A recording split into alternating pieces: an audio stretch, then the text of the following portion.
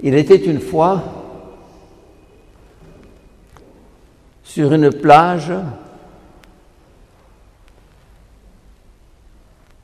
des jeunes qui prenaient leur bain de mer. Et voilà que ils s'enfoncent dans la mer, et deux parmi eux qui ne savaient pas nager étaient en train de se noyer. Ils font des signes désespérés, et voilà que un homme costaud, maître nageur, voyant ça, se précipite à l'eau et les ramène à la plage à moitié évanouis. Puis, il quitte la plage et disparaît.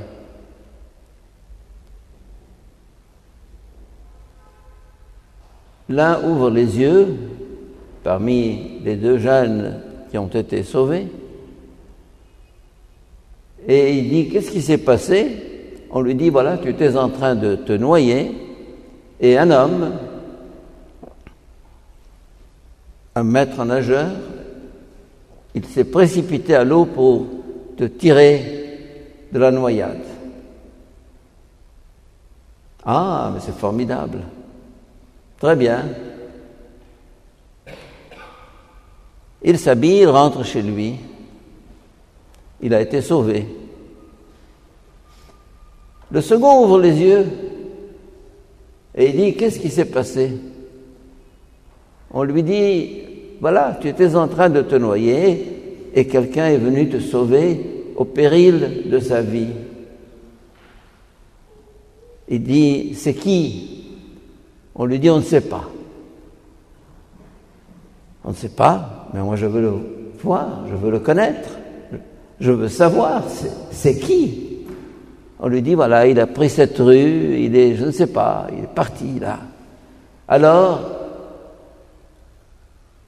le jeune qui a été sauvé se précipite dans la rue, court, demande et finit par trouver celui qui l'a sauvé dans un café. Il lui dit « C'est vous qui m'avez sauvé ?» Il lui dit « Oui, c'est moi. »« Ah, qui vous êtes? Je veux vous connaître. Venez avec moi. Restons ensemble, bavardons. Dites-moi qui vous êtes. » Et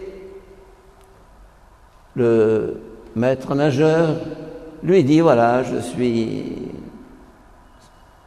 un homme qui a fait des exercices de nage et je suis maître nageur.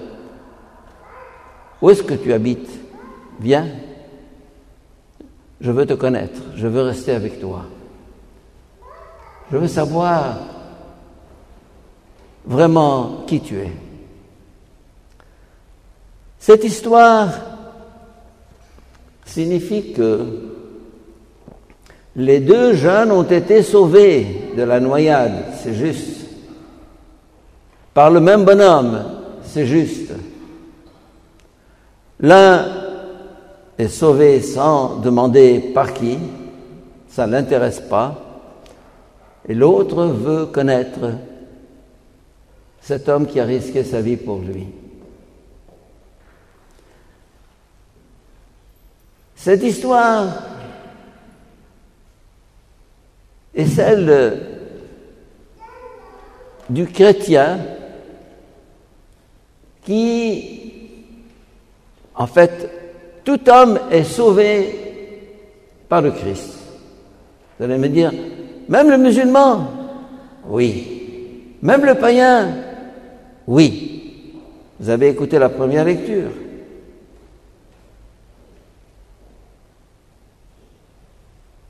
Il nous a tous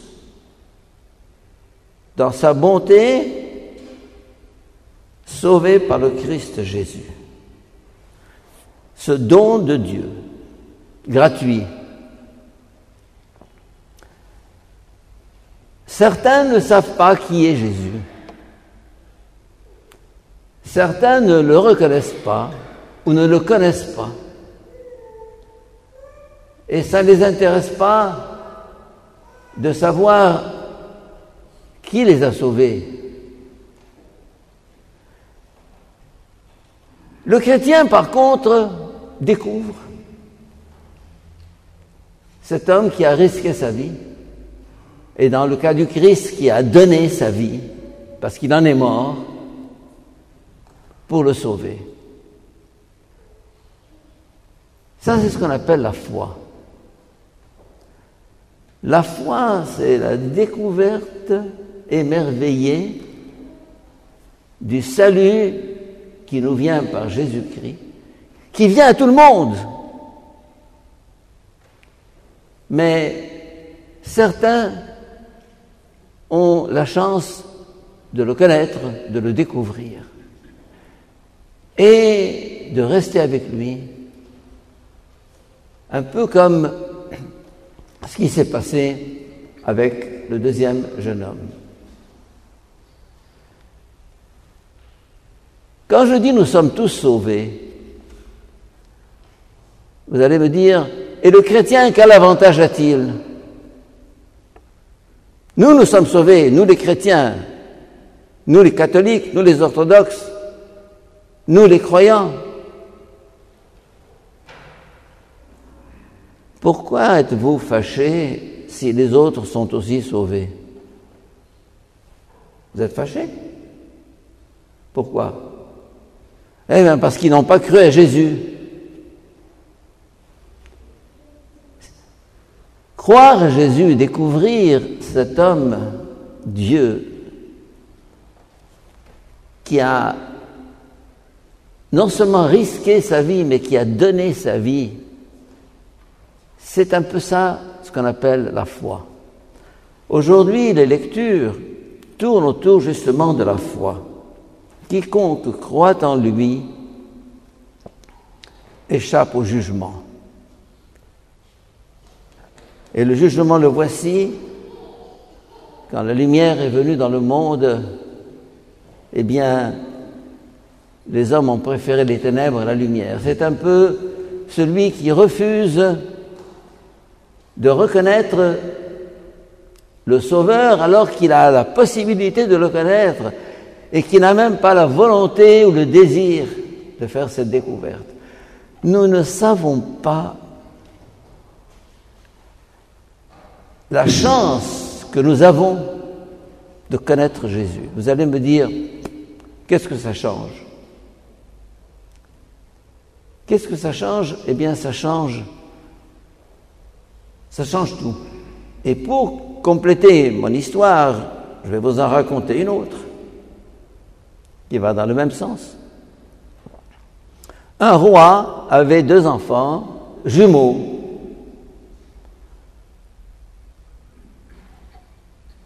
L'un des 2 avait une marque sous l'aisselle, et c'est ce garçon-là, cet enfant-là, qui 2 jours après sa naissance disparaît du palais royal. Le roi devient fou, il court à droite, il court à gauche, il fait une enquête, il envoie son armée, il envoie sa police. Il ne trouve pas son fils. Et alors, il est triste.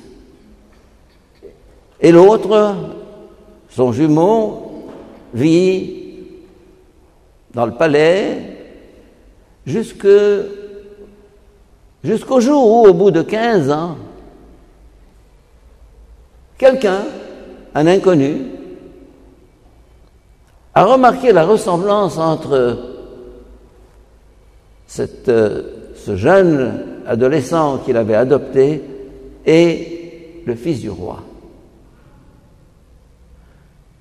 Il le prend par la main, il lui dit « Viens, viens ». Il dit « Où ?» on va aller voir le roi. Le roi? Oui. Parce que je crois que tu es son fils. Je crois que toi, qui as disparu au moment de ta naissance, je t'ai trouvé, je t'ai adopté, je t'ai élevé, mais maintenant je voudrais que tu fasses la connaissance de ton père. Il va au palais et le roi lui dit « Qu'est-ce que c'est ?» Il dit « Voilà, tu vois ce garçon? « Tu vois la ressemblance avec l'autre, ton fils ?» Il dit « Oui, c'est son sosie. » Il dit « Est-ce que ce ne serait pas ce fils qui a disparu à la naissance ?» Il dit « Écoute, c'est très simple, je vais vérifier. » Il lui dit « Enlève ta chemise, soulève le bras, et il voit effectivement la tache sous l'aisselle. Mon fils, mon enfant, depuis 15 ans que je te cherche, depuis 15 ans que je souffre. Et il lui dit maintenant, viens au palais, quitte ta chaumière, quitte ta misère, viens vivre avec moi. Qu'est-ce qui s'est passé? Eh bien, le premier était fils de roi, le second était fils de roi. Eh bien, quand le second a découvert son père et qu'il s'est installé dans le palais, sa vie a été transformée. Ce n'est plus un apatride, ce n'est plus un orphelin. Papa, assieds-toi à table. Voilà. Là encore, les deux histoires que je viens de raconter se rejoignent. La foi consiste à découvrir que nous sommes enfants du roi, fils de roi, de lignée royale. Comme le dit Saint Pierre, vous êtes un sacerdoce royal. J'ai du sang divin qui coule dans mes veines. Alors il ne s'agit pas de savoir qui est enfant de Dieu et qui n'est pas enfant de Dieu, parce que les deux étaient enfants de Dieu. Mais l'un ne le savait pas, ne le vivait pas, parce qu'il était perdu, volé, disparu, et l'autre était tous les jours avec son père, vivre la vie de famille dans le château. Alors quand l'autre revient, ça change tout. Ça change quoi? Ça fait de lui un fils de roi? Non, il l'était déjà. Mais il ne le savait pas. Et il ne le vivait pas. Et voilà que tout à coup, il vit au palais, il partage la table du roi et il découvre son frère et c'est l'éblouissement, la joie. Je pose cette question aujourd'hui. Avons-nous découvert ce que nous sommes et qui nous sommes? Avons-nous découvert que nous sommes frères de ce jumeau, fils de roi? Avons-nous découvert que moi aussi je suis son frère, je suis son jumeau? Et cette découverte crée une relation avec le roi qui n'existait pas. Il ne suffit pas d'être fils de roi, il s'agit de vivre dans le palais, de connaître ce visage du père, ce visage du frère, et la vie en est complètement bouleversée. Cette foi dont il est question aujourd'hui dans les lectures, spécialement la première,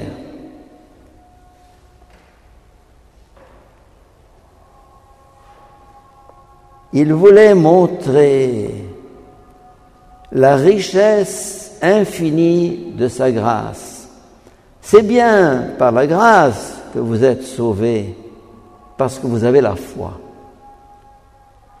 La grâce, c'est quoi?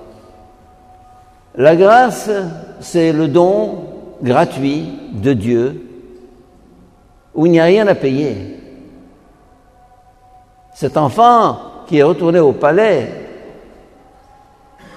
on ne lui a pas demandé combien tu vas payer par jour. Non, tu es l'enfant.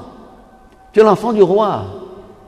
Tu es le frère de ce fils que j'ai avec moi depuis 15 ans. Viens partager la joie. Alors, ces deux histoires que je viens de raconter peuvent être une réponse à ceux qui disent « Qui est sauvé ?» Je dis « Tout homme est sauvé ». Dieu veut que tous les hommes soient sauvés. C'est marqué dans l'Écriture. Alors, quand on me dit « Il n'est pas baptisé », je dis avec les lectures d'aujourd'hui, quiconque a la foi. C'est par la foi que vous êtes sauvés. Cela ne vient pas de vous, c'est le don de Dieu. Quelquefois, nous avons la prétention d'être meilleurs que les autres. C'est peut-être le cas pour tel ou tel. Mais on trouve des non-croyants, des athées, des musulmans bien meilleurs que des chrétiens. Alors on dit, eux ils n'entrent pas au ciel, mais nous y entrons. Pourquoi? Eh bien non. Eh bien non. La porte est ouverte à tous. Tout le monde est invité. Je peux refuser, bien sûr. Mais si j'accepte, à ce moment-là, j'entre dans une intimité avec Dieu qui est complètement différente. Quand vous prierez, vous direz « Notre Père, notre Père ». Eh bien, ce garçon qui était perdu dans la nature, qui vivait dans une chaumière, tout à coup peut regarder le roi en face et lui dire « Papa ». La foi, c'est ça. C'est découvrir cet amour fou dont nous sommes aimés. C'est découvrir que nous sommes fils de roi. C'est découvrir que nous sommes enfants de Dieu. C'est découvrir que toute la richesse de Dieu est à nous. Tout ce qui est à moi est à toi. Là encore, c'est l'Évangile qui le dit, dans la parabole de l'enfant prodigue. Tout ce qui est à moi est à toi. Ce sentiment d'être fils de Dieu, héritier, frère du Christ, élevé au plus haut niveau, fait que nous voudrions communiquer cela. Qu'est-ce qui manque aux musulmans pour être sauvés? Rien, il est sauvé. Et alors, je lui révèle l'Évangile. Il y a un livre d'une convertie pakistanaise qui s'appelle Bilqis Sheikh, qui a publié un livre intitulé « J'ai osé l'appeler Père ». C'était une musulmane. Dieu c'est le très haut, Dieu c'est le très grand, Dieu c'est le créateur, Dieu c'est le tout-puissant. Et puis tout à coup, elle découvre que ce tout-puissant, que ce très haut, que ce créateur, c'est son Père. Et elle raconte dans ce petit livre que j'ai chez moi cette conversion bouleversante, cette découverte émerveillée qu'elle est enfant de Dieu, qu'elle n'est pas simplement une esclave, abd, qu'elle est enfant. Et donc héritier, comme dit saint Paul. Héritier, ça veut dire que, là encore, tout ce qui est à moi est à toi. Et c'est ça qui nous donne cette audace de demander dans la prière n'importe quoi, l'impossible. Demandez l'impossible à Dieu, il vous le donnera. Et là, ça donne un sentiment de paix, de joie, de sécurité. La foi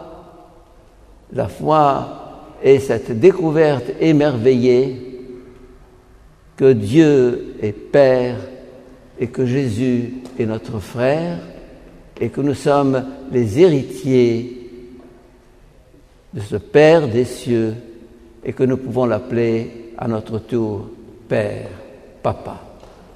Amen.